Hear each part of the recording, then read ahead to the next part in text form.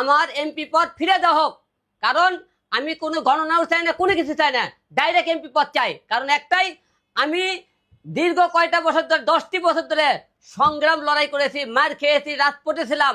আওয়ামী লীগের আমলে যখন বিএনপির অনেক নেতাকে দেখছি, আপনারা মনে করেন আড়া জঙ্গলে ঘুম পাচ্ছে, রাস্তার মধ্যে কথা বলেনি, আমরা তখন বুক ফুলে কথা বলছি।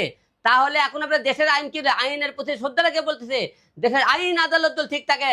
তাহলে আমি হিরো আলম আমার এমপি পদ ফিরিয়ে চাই। কারণ একটাই দাবি, ইশরাককে যেহেতু ফিরে দেওয়া আছে, আমাকে কেন ফিরে দেওয়া হবে না? দেশের আইন যদি ঠিক থাকে, সবকিছু যদি ঠিক থাকে, তাহলে আমি হিরো আলম কেন পাবো না? আমার জনগণের কাছে প্রশ্ন, আইন প্রশাসনের কাছে প্রশ্ন, আমি আমার এমপি তো ফিরে চাই। তাহলে আওয়ামী লীগের সময় যখন আদালত ছিল, আইন ছিল, তখন কি বলছে? আওয়ামী লীগের এমপি মন্ত্রী সব পাশ করে দিয়েছে, সব জায়গাতে আওয়ামী লীগের সবকিছু পাশ রেখেছে। তাহলে এখন তো লোকজন মনে করেন আগেই ধরে নিয়েছে, সামনে নির্বাচনে বিএনপি এবার প্রধানমন্ত্রী হইতেছে। তাহলে বিএনপির লোকেরা এখন থেকে আইনের আশ্রয় নিতেছে, আইনের কাছে গেলে তারা দুল পায়, তাহলে আমরা কেন পাবো না কেন? এখন আমাদের কি অপরাধ? তাহলে সে তো বিএনপি প্রার্থী ছিল, তাকে তো ফিরে দেওয়া হয়, তাহলে বিএনপির আইন আদালত কি এখন বিএনপির হয়ে গেল?